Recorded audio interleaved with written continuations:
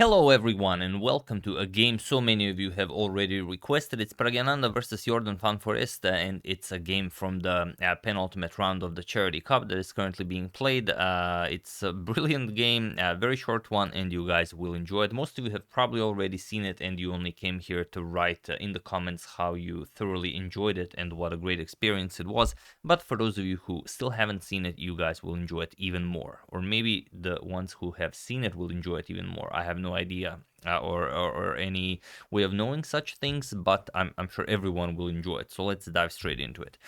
Pragg with the white pieces opens with d4. We have knight to f6. C4, G6, knight to C3, and D5. So Van Foreest goes for the Grunfeld defense, and now not going for the exchange variation, as this is pretty much the only variation we see when we show the Grunfeld in top-level chess, but rather knight to F3, the three knights variation, and this can get very, very interesting very, very soon. So bishop to G7, E3, so notice that there is no exchange on D5, and there will be no kicking of the knight, so completely different stuff. We have castles, C captures, knight captures, and now bishop to C4. This is how we challenge the knight, so we kind of do kick it away, but not with the E4 push. Knight to B6, attacking the bishop on C4, bishop to B3, and now striking against Pragg's center with C5. Pragg castles, this is still all very standard stuff, both of them know this. C captures on D4 and E captures on D4. So now Pragg has the isolated D pawn, and he will of course try to make the best of it. We have knight to C6, and now advancing the not the pass pawn, the isolated pawn to d5. Knight to a5, attacking the bishop, and now comes h3, preventing the bishop from being developed to g4.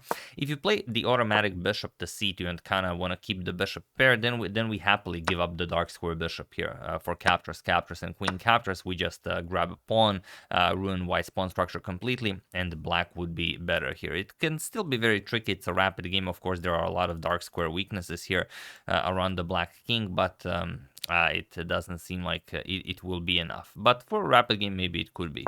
So instead we have h3, and now comes rook to e8. Here the actual there is just capturing the bishop. If you want to go for this, captures, now bishop captures on c3, but now it is a little bit different. For example, b captures on c3, queen captures. Now we can play bishop to d2, hide the queen on c2, play c4, put the bishop on c3. So again, it will be very, very tricky to play this for black. So Jorden doesn't want to play this against Pragg. He has already seen how strong Pragg is in these extremely complicated positions, and he plays rook to e8. We have rook to e1, and now bishop to f5. So nicely developing, not doing anything weird, and g4 now, challenging the bishop on f5. And now we reach the position that was reached already in a match in 2018 between David Navarra and Wei Yi that ended in a draw, and in that game bishop to d7 was played. But here we have knight captures on b3, and it is now, as of move 14, that we have a completely new game.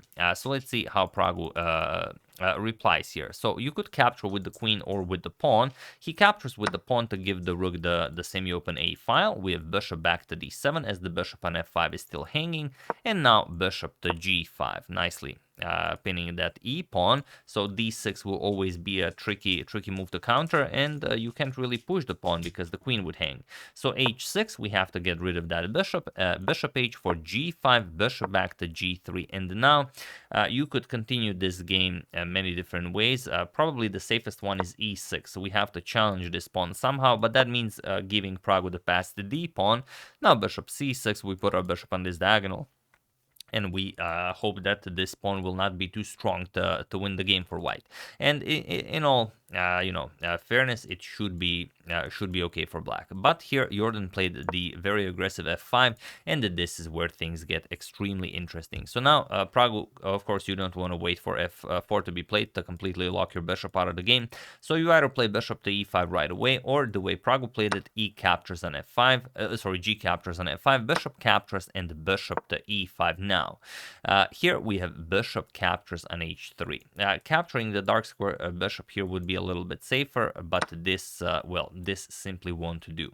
Here, Praggu captures on g7, king captures, now queen to d4 check. The white king is also very open here. You only have the f-pawn defending the white king, but white has the initiative here. And the problem is, if you move the king, let's say king h7, the problem is there are moves like queen to d3 check. Notice that the bishop on h3 isn't very safe, and let's say king g7, knight e5. And now you are threatening this queen g6 check, followed by queen to knight to f7 checkmate, or queen to f7 checkmate, depending on what the black king plays. But also, if this is prevented, you can just pick up the free bishop on h3. So this would be completely winning for Praggu. So e5 is played, trying to open up some defensive lines for the rook and queen. Rook captures on e5, now threatening all sorts of nasty discoveries, and now comes king to g8, stepping out of the nasty discovery area, and now queen to e4, going after that g6 square. And you know, once your queen hits that g6 square, you are never losing this game. You are 99% winning the game, but you are never losing it. So this is played without question. King to g7, preventing this, and now comes the move I probably will put in the thumbnail. It's a move that completely shatters black's defenses, and it's a move that Praggu played fairly quickly. Rook captures on a7. Just brilliant stuff. Getting one of the defenders of the e8 rook away from the back rank. And there's just no good way to counter this. If you try to trade on e5 first, we can even pick up the b7 pawn with check. Once knight blocks, we can play knight captures on e5. Now we're threatening to capture. Here we're threatening queen to g6. This is insta resign. So after rook captures on a7, Jorden tries rook captures on a7, but now we are not defending the e8 rook sufficiently. So rook captures on e8, queen to d6, and now queen to d4 check, trying to bring the queen over to the h8 square, king to f7, and queen to h8. Now preparing to checkmate the black king. So rook to a1 with check, but now just blocking knight to a1, knight to e1, and there is no good way for black to continue this. However, there is one way that will force Praggu to be very creative in order to win this game. So king to g6, rook to g8 with check, king to h5, and now it looks very scary for black. However, there is only one move that wins the game for white. All the other moves lose the game, so feel free to pause the video and win the game for Praggu while I give you a couple of seconds.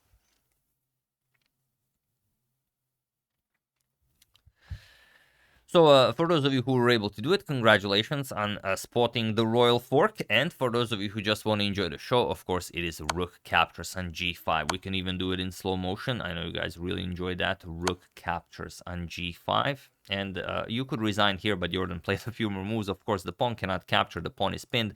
And if the king captures, then comes the royal fork, knight to e4 check, and black can resign this. So Jorden, of course, played king to h4, still hoping to somehow save the game. But now comes queen to d4 check. And now you either get checkmated, you have to put something in front of the king, or you finally capture that rook, and this is actually what happened. Knight to e4 with check, and he was in this position during the royal fork that Jorden van Foreest resigned the game, as there is nothing more to be done here. We can play a few more moves just to show you how hopeless it is. Let's say king h5, we capture the queen, and yes, you do get to capture the knight on e1 with check, but after king h2, the bishop is hanging, the knight is hanging, there is no compensation here. So of course Jorden knows this. After knight to e4 check, he resigned in a beautiful position. It would be an even greater move to resign on rook captures on g5, but I guess allowing the royal fork was also very aesthetically pleasing, so we will allow it.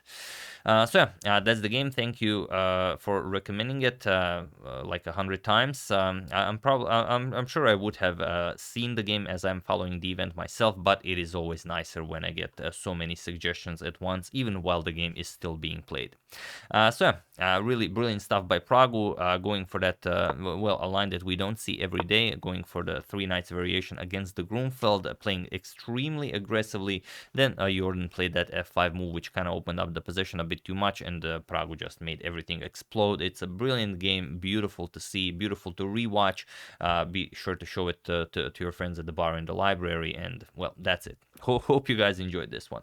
I would like to thank Board Blueberry Friends NFT, Jonathan Sarniletto, Stefan Harsberger, Michael Halberer, and Jay Langdon Consulting for your contribution to my channel. Thank you a lot. I really appreciate it. As usual, you can check two of my previous videos here. Thank you for watching, and I will see you soon, continuing the coverage of the Charity Cup until it ends. Thank you all. I will see you soon, and have an excellent rest of your day.